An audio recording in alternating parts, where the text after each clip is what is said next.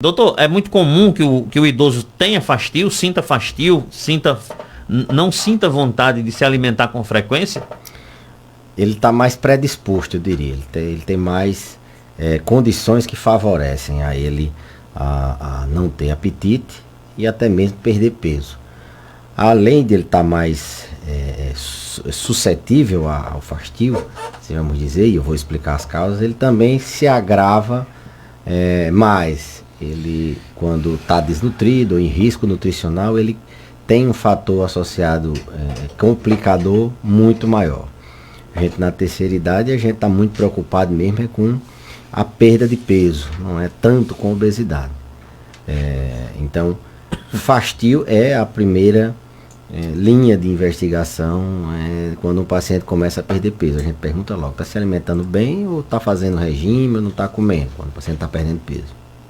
E aí, a pergunta que você me fez se é comum, e o que eu respondi, que ele está mais predisposto por algumas, eu diria, características próprias da velhice. Algumas alterações nos órgãos do sentido, por exemplo, ele tem menos olfato, e a gente, quando sente o cheiro da comida, aquilo abre mais o apetite. Ele tem menos paladar, o envelhecimento cursa com alterações do paladar, e o idoso ou sente gosto diferente, um gosto amargo, ou tem menos diferenciação do que é salgado, do que é doce, do que está azedo, e isso altera o apetite dele, o próprio paladar. A visão, ele não enxergar bem, ele também tende a não tende a ter um ambiente mais propício a perder peso. Outra característica própria que favorece o paciente idoso a não ter apetite são o número de medicamentos. Eles tomam muitos medicamentos e uma vez por outra a gente se depara com um paciente que está tomando algum medicamento que inibe o apetite, e isso pode levar ele a perder peso, a ficar desnutrido, fraco, e assim por diante. E as doenças, né? Algumas doenças, desde doenças na cavidade oral, passando pelo estômago, intestino, até doenças em geral pode dar perda de apetite. Um câncer, por exemplo, ele pode abrir, ele pode também ter uma situação que o paciente perde apetite, perde peso, e isso vai gerando uma cascata de perdas num contexto geral. Então, é mais preocupante no idoso a perda de peso. A gente está sempre buscando se o idoso está se alimentando bem, se ele tem alguma perda de apetite, porque ele pode complicar com uma simples perda de apetite. E essa perda de apetite, ela tem algumas causas frequentes na terceira idade, como eu falei. Envelhecimento dos órgãos do sentido, medicamentos que possam estar, doenças, eu citei o câncer, mas depressão pode dar perda de apetite, a própria demência de Alzheimer pode dar perda de apetite. Então, é mais prevalente, mas a gente tem sempre que investigar a causa dessa perda de apetite e não incorrer no senso comum de que toda perda de apetite se resolve com a vitamina. Muito bem, cuidado com essas questões de vitamina, que o doutor já falou bastante aqui sobre isso, né? Doutor, tem uma pergunta aqui no Instagram, deixa eu ver se eu consigo abrir aqui para fazer esta pergunta para o senhor. Deixa eu ver aqui como é que tá. Ai. E se eu disser que está transmitindo no meu Instagram e não no seu? Agora vai, viu? Então eu acho que só mudar aí. Mas vamos mudar aqui para transmitir. Mas deixa eu fazer a pergunta que mandaram para cá. Doutor Belísio, sempre que verifico a pressão, ela está alta, mas não sinto nada. Pode ser problema de pressão ou é apenas ansiedade na hora de verificar? É mais provável que seja a própria pressão. Hipertensão, na verdade, não existe sintomas assim clássicos. É uma doença silenciosa, a gente conhece ela como uma doença que não causa sintomas. Então, o paciente, quando verifica que ela está alta, hoje, com essa epidemia, vamos dizer, todo mundo acha que tem ansiedade, tudo é ansiedade, e na verdade nem sempre é. O fato de você verificar a pressão, ela está alta, você tem que entender que os níveis pressóricos estando altos, alguma coisa deve ser feita. E o diagnóstico de hipertensão, ele, independente de você estar ansioso ou não, você tendo duas verificações em condições adequadas dessa verificação com alguns valores pré-determinados, por exemplo, duas mais do que 14 por 9, 140 por 90, a gente considera assim hipertensão. Possa ser que essa pessoa tenha assim uma hipertensão do jaleco branco, uma hipertensão emocional, mas isso é afastado no decorrer da avaliação do paciente, ou mesmo com algumas verificações em casa. Eu não apostaria, assim, no domicílio, em qualquer outro lugar, mas eu não apostaria que a pessoa, toda vez que vai verificar a pressão, ela está ansiosa e aí a pressão sobe. Possa ser que suba, e é natural subir um pouco. E aí teria que se tratar o transtorno de ansiedade. O que a gente vê aqui, na maioria das vezes, a gente trata o transtorno de ansiedade e o paciente fica também, ainda com níveis pressóricos altos. Muito bem. Lembrando que você pode mandar sua pergunta para cá no 3421-2270. Esse é o WhatsApp da 102 aqui para você mandar a sua pergunta. Pode fazer também a pergunta pelo Instagram do doutor, que já está transmitindo aí o Instagram dele, tá certo? Ou também pelo Facebook, que ele vai responder a sua pergunta. Doutor, tem chegado muito caso de idoso com dengue lá? Olha, a gente, Caicó é uma cidade polo, né? E a gente tem muitos pacientes das cidades vizinhas. No caso Caicó, a gente tem atendido pouco, tem suspeitado pouco dessas arboviroses, dengue, chikungunya, zika. Mas em outros municípios aqui da região do Seridó, a gente tem observado uma incidência bem alta em alguns lugares, não só da dengue, mas também de chikungunya. E isso tem preocupado, porque a depender da forma com que o idoso evolua, isso pode se tornar grave no momento ou ficar por muito tempo trazendo problemas para a saúde daquele indivíduo que já tem limitações nas suas atividades. Principalmente a chikungunya, né? Ela dá aquelas dores articulares e ela fica bem mais tempo do que a própria dengue. A dengue, o paciente tem aquela quebradeira, o idoso também, tem aquela falta de energia, muita dor do corpo, dor nos olhos, mas 7, 10 dias aquilo vai embora. Chikungunya deixa a sequela, o paciente por vezes fica anos sofrendo com dores articulares. E o idoso tem que ver essa questão das dores provocadas pela chikungunya como, doutor? Tratar isso como? O tratamento depende muito do tempo de evolução da doença. Aqueles pacientes na fase aguda, a gente tem uma forma de tratamento. Aqueles pacientes que estão há 3 meses, por exemplo, depois que teve a chikungunya, ainda está sentindo dor, a gente tem uma outra abordagem. Mas via de regra, assim, é preciso uma avaliação médica para poder assim, se tratar. O que a gente recomenda é que nesse início, das primeiras 48, 72 horas, o paciente fique em repouso. Se a dor aliviar com uma compressa fria, faz a compressa fria, se hidrate bem, beba bastante líquido, se alimente bem e tenha repouso na primeira semana, assim, porque isso pode trazer prejuízos a longo prazo. Evitar medicamentos nesses primeiros dias, a depender do caso, né, é muito individualizado, como corticoides. Eles podem cronificar a dor, piorar essa dor depois, né, no caso da chikungunya.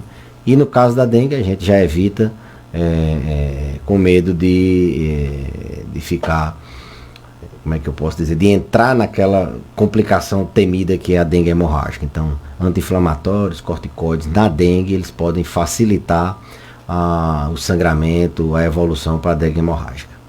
Muito bem. Lembrando, vou repetir que você pode mandar sua pergunta para a gente aí no WhatsApp 3421-2270, viu? 3421-2270. E o doutor vai responder aí tranquilamente sua pergunta. Mandar um abraço para o Júnior de Assis, lá em Serra Negra. Não, esse áudio aí não, Zé. Isso aí é pro final, ele já mandou tirando onda já. Deixa para o final. O doutor tá hoje meio enfesado, deixa isso para depois. Não, porque deixa para depois. Rapaz, o negócio é difícil, viu? Bom, doutor, eu queria perguntar sobre a questão ainda da questão do alimento, né, do idoso. O idoso que não tem a dentição, né, que já perdeu a sua dentição e tal. É recomendado, é interessante que se faça a alimentação dele passada em liquidificador, ou a alimentação vai normal mesmo para ele? A consistência deve assim, seguir padrões que o indivíduo consiga se alimentar com a quantidade necessária para ele. Não é porque ele não tem dente que a gente vai diminuir tudo. Tá só um pouquinho, tá só uma papinha, tá só um caldinho.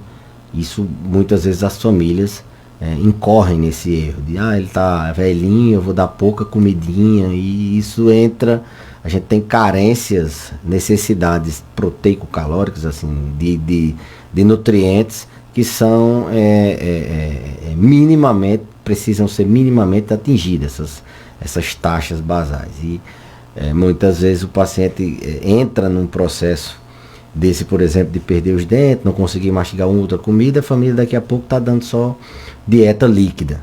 E aí a gente tem que ter muito cuidado. Lógico, não vai também colocar para ele se alimentar, outro dia até deu exemplo de uma rapadura, o paciente que não tem dente se alimentar da rapadura. A gente pode até triturar algumas coisas que a gente consiga fazer com que ele ele mastigue, que ele se alimente naturalmente. A gente preserva bastante essa autonomia, essa independência dele. Então o fato dele se alimentar sozinho já é um fator agregador. Então não necessariamente quando perde dente para mudar radicalmente a alimentação, não. A gente tem que tentar o máximo trazer para ele aquilo que ele já se alimentava antes. É sim uma causa de perda de apetite, a perda de dentição. A gente altera a forma de mastigar, muitas vezes as próteses estão mal ajustadas, não consegue dar dor no paciente, e ele não consegue se alimentar como se alimentava antes.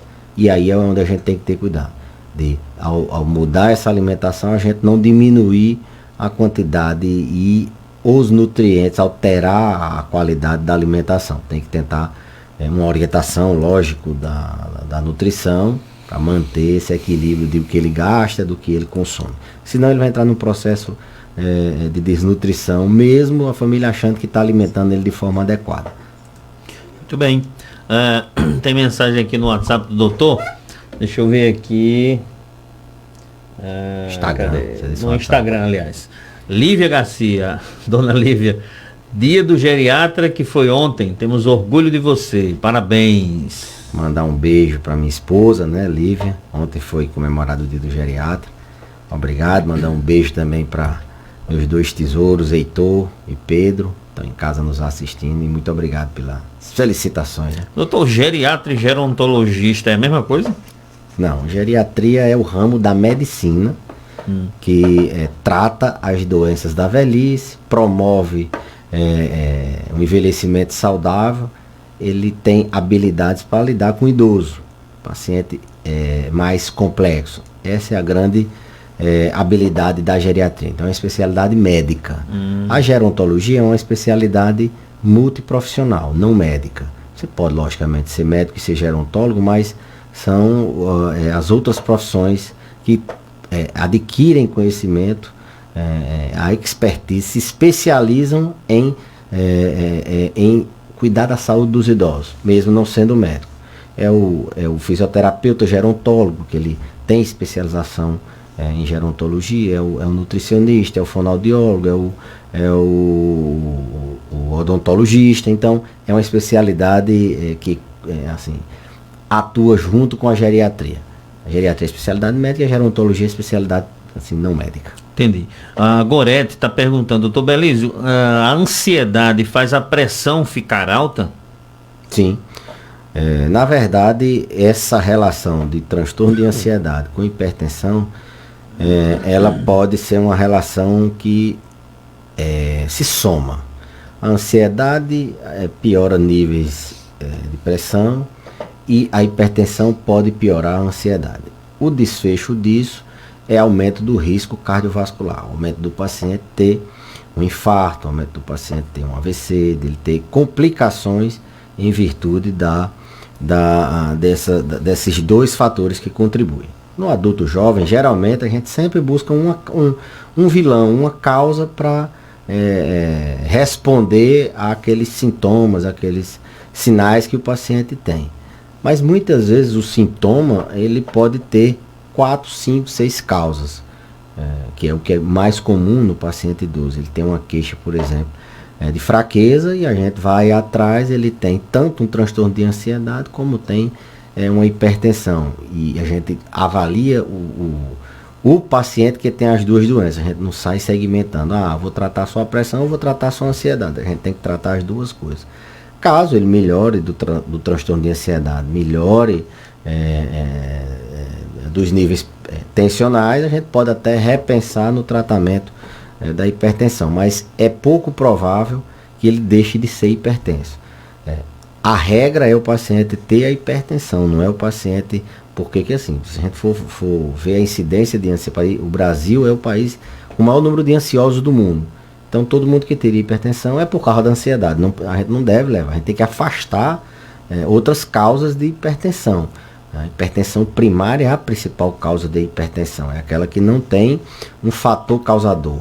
A gente tende a achar que tudo na vida tem uma causa por trás. Não, você nasceu, tem a genética de ter hipertensão. E os idosos têm mais facilidade de terem esse diagnóstico porque eles têm o enrijecimento das artérias, o envelhecimento do sistema vascular, então eles são mais predispostos a ter hipertensão. Não cair nessa cilada de que não, tá dando alta, mas é porque eu fico nervoso. Quem tem que dizer isso é o médico. Avaliou, fez um mapa, verificou em várias situações a pressão, fechou o diagnóstico de tratamento de transtorno de ansiedade. Porque um episódio ansioso, qualquer pessoa passa, uma preocupação todo mundo tem. Agora, sempre jogar isso na conta, não, eu não sou hipertenso, é porque toda vida que eu verificar a pressão dá alta. Então é 24 horas, é ansioso, então isso tem que ser revisto. E mesmo assim, alguns níveis de pressão não podem ser atingidos mesmo o paciente tendo ansiedade. Então a gente aposta sempre no tratamento da ansiedade, mas anda ali com o tratamento da hipertensão conjunto. Não pode todo mundo achar que é hipertenso porque está ansioso e aí deixa de fazer atividade física, tomar o remédio e fica com esse complicador da saúde dele por muito tempo. Muito bem, dona Maricô tem uma pergunta lá do bairro Castelo Branco, vamos ouvir. Doutor Belício, é Maricô, daqui do Castelo. É porque eu fiz os exames de sangue e minha glicose deu 114. Aí a médica disse que tá alta. Aí disse que eu não comesse massa, não comesse doce, não comesse gordura, não comesse essas coisas. Eu não como nada disso. Eu não como doce, eu não tomo refrigerante, nada. Eu só como assim uma bolacha integral, pão integral, coalhada integral. Só essas coisas. Minha janta é torrada com uma coalhada daquelas integral, aqueles copinhos. E ela disse que tá alta a minha glicose. Aí eu tô sentindo até tontura. Assim, de repente, aquela tontura e fraqueza, uma fraqueza, que eu não estou me alimentando direito. Parabéns, essa que tem que ser a dieta mesmo, tá com um nível de glicose alto, tem que fazer um regime, se reeducar e manter uma alimentação mais saudável, né? A orientação nutricional feita pelo nutricionista é o mais adequado nesse aspecto. Uma mudança de hábitos, ela pode sim dar sintomas, né, de fraqueza, de falta de coragem. Isso pode ser sim assim, a mudança do hábito alimentar. Mas eu sugiro que a senhora continue fazendo esse regime. É um mito até, as pessoas acham que toda mudança de alimentação, a gente, quando diminui o carboidrato da alimentação, as pessoas, estou passando mal, estou ficando tonto e dor de cabeça, enfim. Mas isso muitas vezes é necessário, principalmente o idoso mais jovem, o idoso mais robusto, a gente tende a ser um pouquinho mais agressivo na dieta. Mas à medida que a idade vai avançando, a gente até muitas vezes nem opta por fazer uma restrição alimentar tão severa. A gente vai tirando os excessos e prefere controlar aquele nível de glicose com um antidiabético oral. Isso vai depender muito do perfil do idoso. Tem idoso robusto, independente, que corre, que faz tudo, e tem idoso frágil, aquele que está andando devagar, perdendo peso, sentindo fraqueza. Os objetivos em cada perfil são diferentes. as metas traçadas são também diferentes. Então a gente tem que ter muito cuidado para não desnutrir com restrição exagerada de alimentos naquele paciente diabético frágil, idoso frágil, e também no idoso robusto a gente não deixar a coisa frouxa demais, que senão a gente pode assim, incorrer no risco de não fazer uma parte do tratamento, que é a reeducação alimentar, que é uma dieta com menos açúcar. Muito bem, tem um áudio aí, Zé Virgínia, esse 1 minuto e 2 aí, vamos ouvir um trechinho dele aí. É ouvinte lá de Jardim de Piranhas, eu acho. Vamos lá. Bom dia, Sidney Silva. Bom dia, doutor Belíssimo. Eu sou Francisca de Jardim de Piranha. Doutor Belíssimo, eu tenho vários problemas nos ossos. Tenho 3 hernias de disco, 3 bicos de papagaio e 2 esporão de galo só no calcanhar. Eu já fiz ressonância, raio-x, já passei por vários médicos. Eu, em vez em quando, dá uma dormência nos braços, fica tipo umas câimbras.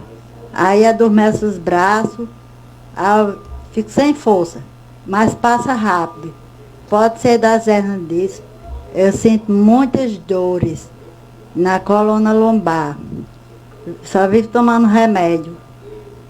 Pode ser das hernias disso. Já fiz fisioterapia várias vezes.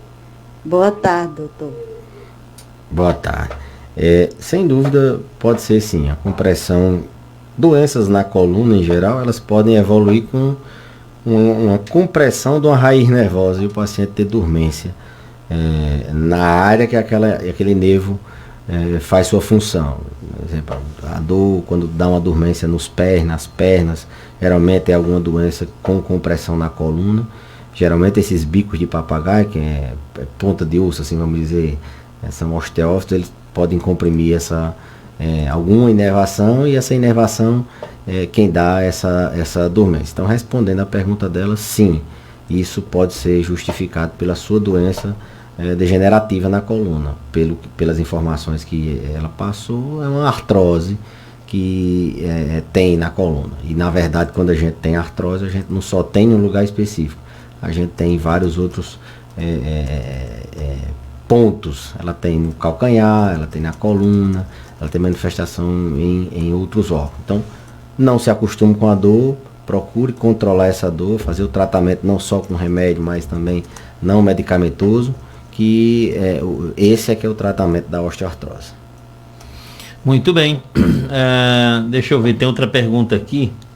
Deixa eu ver, a pressão... A paciente está com gripe, tomar água gelada prejudica? E ela mesma perguntou, a pressão 8/5 é perigosa, mesmo não sentindo nada?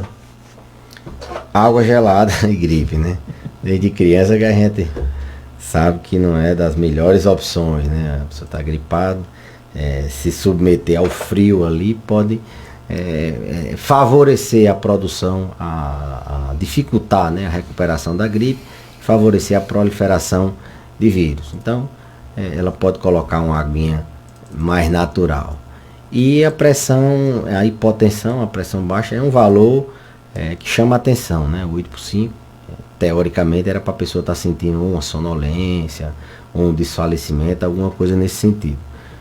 Se for uma paciente que tome remédio para a pressão, ela tem que rever esse tratamento com um médico que passou e talvez diminuir doses, né?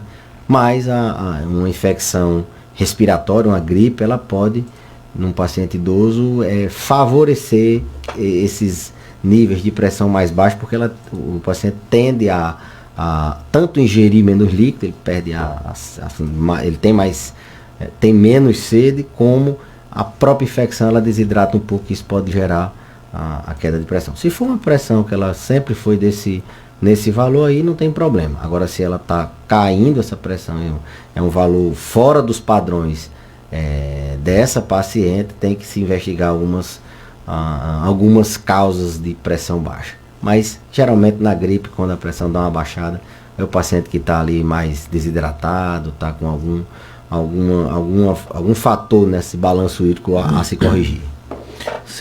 Mandaram aqui a foto do seu José. sei se é José Raimundo, deixa eu olhar o nome aqui. José Bernardes, completou 90 anos, seu paciente. Mandar um abração aí para seu José. Forte abraço, meus parabéns. Está namorando, tá com saúde, cheio de Que saúde. coisa boa. Esses aí são os pacientes Zé Ramiro, de Serra Negra. que são acompanhados na geriatria, né? 90, 100 e assim por aí, ainda namorando, né? Alegre, mandando foto. Mandar um abraço para ele. E meus parabéns, né? Muita saúde, muita luz e vida longa. Deixa eu ver aqui, tem uma pergunta aqui no seu Instagram. Deixa eu ver. Tem dias, quem pergunta é Roberta Carla. Tem dias que Francisca não sabe mastigar. Manda bater no liquidificador. Quando ela esquece, eu volto para o normal. No caso, ela tem Alzheimer? Ela tem. Assim, ela tem uma demência por Parkinson, né? A paciente. Eu já conheço ela e tem essa dificuldade de entendimento. O paciente, quando avança, ele desaprende, a gente, vamos dizer assim, a engolir. E muito se engasga e tal. E a recomendação é exatamente essa. Naquela hora não deu certo, tenta daqui a pouco que ele já esqueceu. A não ser em estágios mais avançados que a gente orienta outras alternativas. Agora, sempre bom ter por perto um fonoaudiólogo para orientar nesse sentido. A Alice Souza comenta aqui o seguinte: boa tarde, doutor Belísio. Minha mãe, ela tomava vários medicamentos, estava sentindo muita gastura e queima no estômago. É importante dar medicação para o estômago? Depende. Se ela tiver irritado, tecido irritado esse estômago pelos medicamentos, muitas vezes a gente precisa lançar a mão. Se tiver com sintoma ainda dessa queimação, dessa gastura no estômago, muitas vezes a gente tem que lançar a mão de um tratamento para melhorar, desinflamar esse estômago. Agora, no paciente idoso, a gente não pode deixar de solicitar endoscopia, porque pode ser os medicamentos, mas o paciente idoso, a idade é um fator de risco para câncer de estômago, e a gente tem que sempre, em queixas de sintomas gástricos, a gente solicitar a endoscopia, não só tratar, mas a gente solicitar também a endoscopia para afastar, como eu falei, doenças mais graves.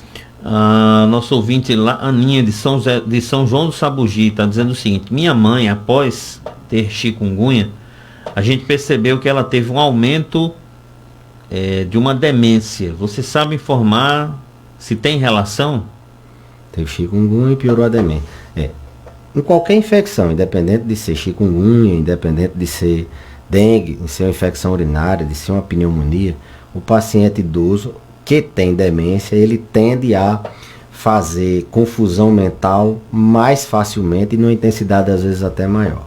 Ele já não tem a lucidez e aí no processo infeccioso ele piora, e as pessoas relatam, ele piorou o Alzheimer, mas na verdade ele está fazendo uma confusão mental aguda, fazendo o que a gente chama de delirium. O paciente entra em confusão mental em virtude do gatilho que foi acionado, que é a infecção. Na maioria das vezes, esse paciente, quando passa a infecção, ele volta ao status cognitivo prévio, ou seja, ele volta a ficar com a lucidez que ele tinha antes de adoecer. Outras vezes ele volta um pouquinho pior, mas na vigência de um processo infeccioso, o paciente teve confusão mental, está em delírio, a probabilidade que isso, ao resolver esse fator, que no caso é a infecção, e o paciente voltar ao estágio que ele estava antes, é muito alta. Geralmente eles voltam ao normal, assim, ao status cognitivo, ou seja, naquele mesmo nível de demência que ele estava antes da infecção. Outras vezes ele volta um pouquinho pior. Vai depender muito do indivíduo, vai depender muito do tipo de infecção que ele teve, de como foi abordada essa infecção, no transcorrer dessa infecção, quais foram as medicações que foram assim, prescritas e assim por diante. Mas acontece assim, eles dizem exatamente isso. Ele piorou o Alzheimer, mas ele vai dessa piorada e depois volta ao que era antes. Na verdade, isso não é porque piorou, ele só entrou numa confusão mental aguda, que a gente chama de delirium.